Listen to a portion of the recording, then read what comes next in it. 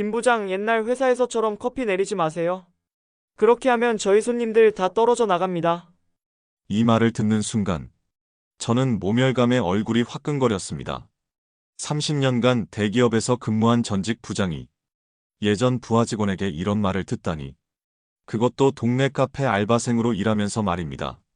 하지만 여기서 끝이 아니었어요. 제가 겪은 굴욕은 이제 시작에 불과했거든요. 지금부터 들려드릴 이야기는 은퇴 후 뜻하지 않게 예전 부하 직원 밑에서 일하게 된 한 남자의 파란만장한 이야기입니다. 제 이름은 김태호입니다. 올해 나이 57의 두 아이의 아버지이자 한 여자의 남편입니다. 30년간 대기업 진양전자에서 근무했고 마지막엔 영업부장까지 올라갔죠. 성격이 좀 까칠한 편이었습니다. 부하 직원들에게도 엄격했고요. 특히 완벽주의 성향이 강해서 일처리가 깔끔하지 못한 직원들을 보면 참지 못했어요. 그 중에서도 이승민이라는 직원이 있었습니다. 제가 과장일 때 들어온 신입사원이었는데 일처리가 영 시원치 않았거든요. 보고서도 매번 다시 써오라고 했고 고객 응대도 어설프기 그지없었죠. 이 대리, 이런 식으로 일하면 언제 팀장 달 생각이야? 정신 차려. 이런 식으로 꾸중하기 일쑤였습니다. 물론 나쁜 의도는 없었어요. 잘 되라고 하는 말이었는데 당시엔 그게 좀 심했나 봅니다. 시간이 흘러 저는 명예퇴직을 당했습니다.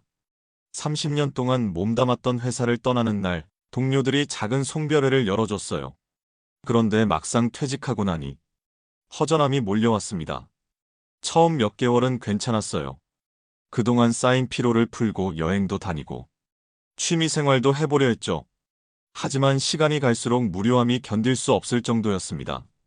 집에서 TV만 보고 있으면 아내가 한마디 하는 거예요. 여보, 집에만 있지 말고 뭐라도 해봐. 나도 힘들어. 사실 아내 말이 맞았습니다. 집에 늘 있으니 서로 스트레스였죠. 더 큰 문제는 경제적인 부분이었어요. 퇴직금은 있었지만 둘째 아이가 아직 대학생이라 등록금이 만만치 않았거든요. 또 집 대출금도 남아 있었고요. 연금만으로는 버티기 힘든 상황이었습니다. 그래서 일자리를 알아보기 시작했는데 현실은 참혹했어요. 50대 남자가 할 수 있는 일이라곤 경비 정도밖에 없더라고요. 그것도 자리가 많지 않았고요. 당근마켓에 이력서를 넣기 시작했어요. 편의점, 식당, 카페, 심지어 배달까지 닥치는 대로 지원했습니다. 한 달 동안 30번도 넘게 이력서를 넣었는데 연락 오는 곳이 하나도 없었어요. 죄송합니다. 저희는 좀 더 젊은 분을 찾고 있어서요. 가끔 전화가 와도 나이를 말하는 순간 바로 끊어버리곤 했죠. 이런 일이 반복되니까 자존심이 바닥을 쳤어요. 그런데 어느 날 카페에서 연락이 왔어요. 한 달 넘게 지원한 곳 중에서 유일하게 면접 제안을 받은 곳이었습니다. 그것도 집 근처였고요. 나이무관이라고 해서 이력서를 넣긴 했지만 진짜 연락이 올 줄은 몰랐어요. 사실 카페를 선택한 이유가 있었어요. 평소에 커피를 좋아했거든요. 그리고 막연한 생각이지만 카페 경험을 쌓아두면 나중에 뭔가 도움이 될 것 같았어요. 혹시라도 나중에 작은 카페라도 차릴 수 있지 않을까 하는 희망도 있었고요. 하지만 무엇보다 중요한 건 여기가 유일하게 연락을 준 곳이라는 거였어요. 한 달 넘게 30번도 넘게 떨어진 상황에서 단 하나의 기회였습니다. 체면이고 뭐고 일단 돈을 벌어야 했어요. 카페 문을 열고 들어가는데 안에서 젊은 남자가 나왔어요. 그런데 그 얼굴을 보는 순간 저는 깜짝 놀랐습니다. 이승민이었거든요. 예전 제 부하 직원이었던 그 이승민 말이에요. 어머, 김 부장님 아니세요? 승민이도 저를 알아보고는 당황한 기색을 보였어요. 하지만 곧 예전과는 다른 여유로운 미소를 지었죠. 여기 사장이 승민이 너냐? 네, 작년에 창업했어요. 그런데 부장님은 어쩐 일로 여기까지? 저는 얼굴이 뜨거워지는 걸 느꼈습니다. 예전 부하 직원 앞에서 일자리를 구하러 왔다고 말하기가 쉽지 않았거든요. 하지만 승민이가 먼저 눈치를 챘어요. 혹시 저희 아르바이트 공고를 보고 오신 건가요? 저는 할 수 없이 고개를 끄덕였습니다. 그런데 승민이의 반응이 의외였어요. 한번 해보시겠어요? 여기는 공원 옆 카페라 나이 드신 분들도 많이 오시는 카페예요.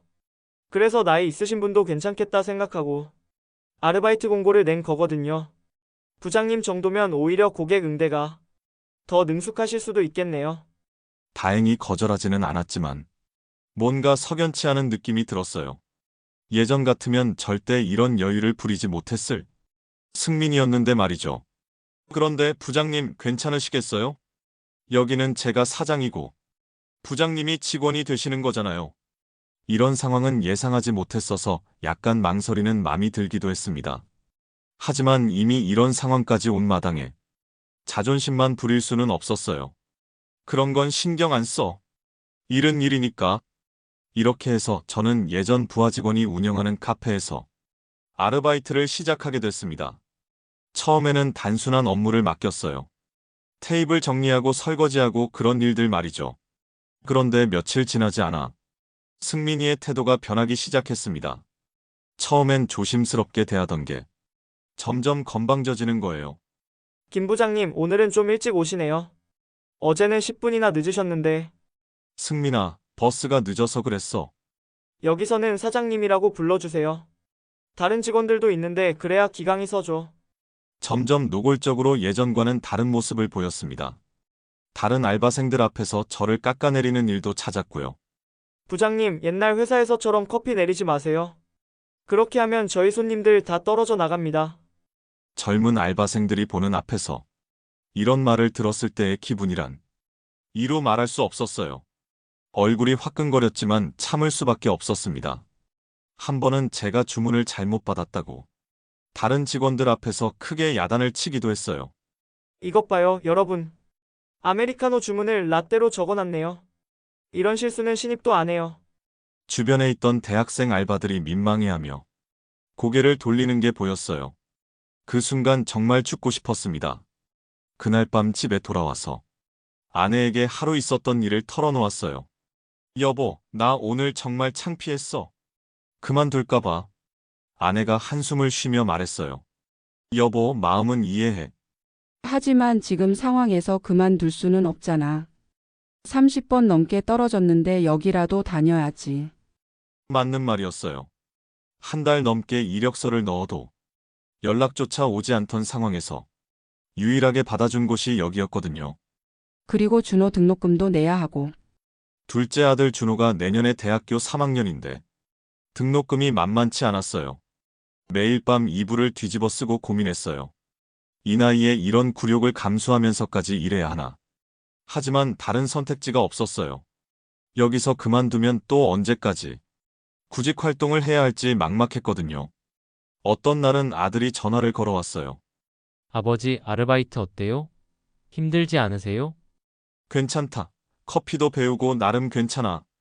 아들 앞에서는 괜찮은 척했지만 속으로는 눈물이 날 것 같았어요. 하지만 이곳을 그만두면 당장 대안이 없다는 게 더 두려웠어요. 그래도 그만두지 못한 건 현실 때문이었어요.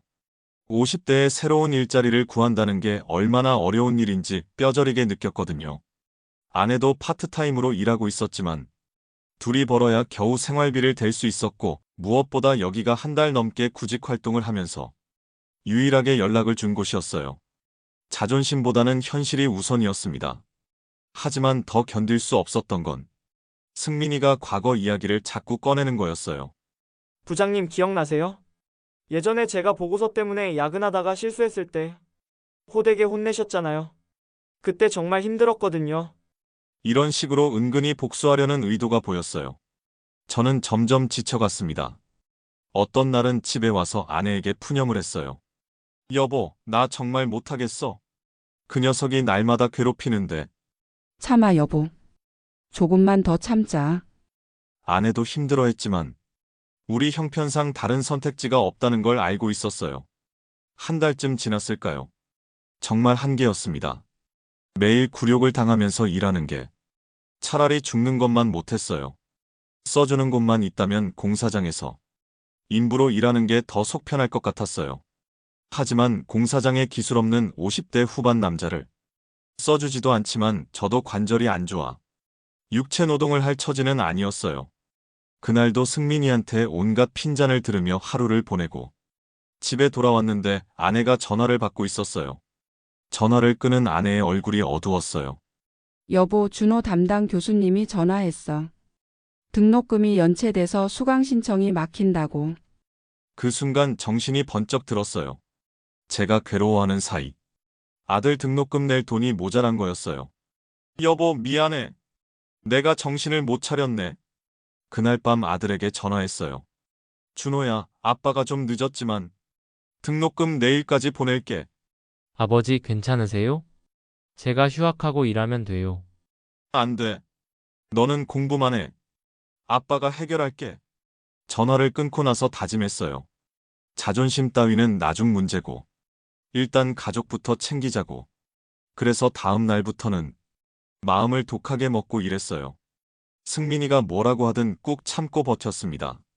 그런데 어느 날 카페에 난처한 상황이 발생했습니다. 블랙 컨슈머라고 할까요? 터무니없는 컴플레인을 거는 손님이 나타난 거예요. 여기 커피 맛이 왜 이래요? 그냥 환불해줘요. 아무 문제 없는 커피였는데 무조건 환불해달라고 우기는 거였어요. 젊은 알바생들은 당황해서 어쩔 줄을 몰랐습니다. 승민이도 나타났지만 대처가 서툴렀어요. 사실 그 순간 저는 속으로 생각했어요.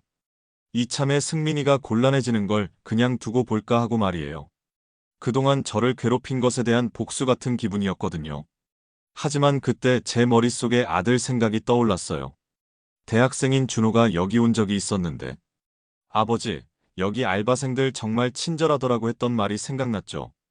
이 젊은 아이들이 당황해하는 모습을 보니 마음이 움직였어요. 그래서 30년간의 경험을 살려나섰던 거예요. 손님, 죄송한데 저희가 확인해보니 커피에는 문제가. 뭐야, 이거 고객말이 틀렸다는 거야? 장사 이따위로 하나. 손님이 점점 목소리를 높이니까 다른 손님들이 불편해하기 시작했어요. 이때 저는 30년간의 경험이 살아났습니다. 손님, 일단 진정하시죠. 저는 차분한 목소리로 다가갔어요. 저희가 손님께 불편을 드린 것 같아 정말 죄송합니다. 혹시 커피 맛 어떤 부분이 이상한지 말씀해 주시면 다음부터는 이런 일이 없도록 주의하겠습니다. 정중한 제 태도에 조금 당황한 기색을 보이던 손님은 말했습니다. 커피의 산미가 너무 강해서 마실 수가 없잖아요. 이 정도로 산미가 강하다면 주문할 때부터 커피의 설명을 미리 해줬어야 하는 건 아닌가요? 막무가내 진상 손님인 줄 알았는데 나름 불편한 점은 있었던 거예요. 네, 고객님, 저희가 미처 말씀드리지 못한 점 너무 죄송합니다. 우선 커피 말고 다른 새로운 음료를 다시 제조해 드릴게요. 그리고 오늘 드신 것은 저희가 서비스로 처리하겠습니다. 아니, 다른 거 필요 없고 돈 돌려달라고 했잖아요. 물론입니다. 환불도 해드리고 새 음료도 서비스로 드릴게요. 대신 저희에게 몇 가지 원두가 있는데 시음 테스트 한번 부탁드려도 될까요? 일반인들은 큰 차이를 못 느끼는 커피의 미세한 산미까지도 크게 느끼는 고객이라면 여러 원두에 대한 좀 더 정확한 평가를 받을 수도 있겠다 싶었거든요. 마침 카페에서 원두를 바꿔보려고 여러 종류의 샘플을 테스트해보고 있었는데 진상 고객의 도움으로 오히려 원두를 선택하는데 도움을 받게 되었던 겁니다. 30년간 온갖 까다로운 고객들을 상대하며 그들의 목소리를 한 번도 가볍게 생각하지 않았던 저의 오랜 직업 노하우였죠. 결국 그 손님은 제 진정한 사과와 대처에 오히려 재미있는 경험이었다며 웃으며 돌아갔어요. 제가 추천한 원두로 변경하신다니 왠지 뿌듯한데요. 이제 저 진짜 단골 될 것 같은데요. 그 모습을 지켜본 젊은 알바생들이 저를 다른 시선으로 보기 시작했어요. 김 선생님 정말 대단하세요. 저는 완전 패닉이었는데 역시 경력이 다르시네요. 그날 이후 카페 분위기가 달라졌습니다. 젊은 직원들이 저를 인정하기 시작한 거예요. 어려운 손님이 오면 저에게 도움을 요청했고 업무상 궁금한 것들도 물어보곤 했어요. 반면 승민이의 태도는 묘해졌습니다. 예전처럼 노골적으로 무시하지는 않았지만 여전히 어색한 기류가 흘렀어요. 그러던 어느 날 승민이가 저를 따로 불렀습니다. 부장님, 잠깐 이야기 좀 할까요? 문을 닫은 후 승민이가 입을 열었어요. 사실 제가 부장님께 좀 심했죠. 처음으로 승민이가 솔직한 모습을 보였습니다. 예전에 부장님 밑에서 일할 때 정말 힘들었어요. 매일 야근하고 혼나고 그런 게 반복되니까 회사 그만둘까 생각도 했죠. 저는 승민이의 말을 조용히 들었어요. 그래서 부장님이 여기 왔을 때 솔직히 기분이 좋았어요. 이번엔 제가 갑이구나 싶어서.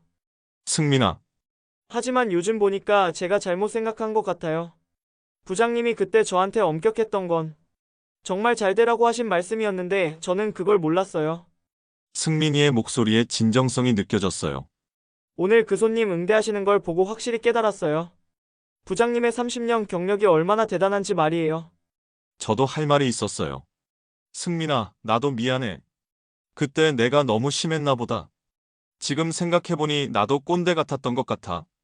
아니에요, 부장님. 덕분에 지금의 제가 있는 거죠.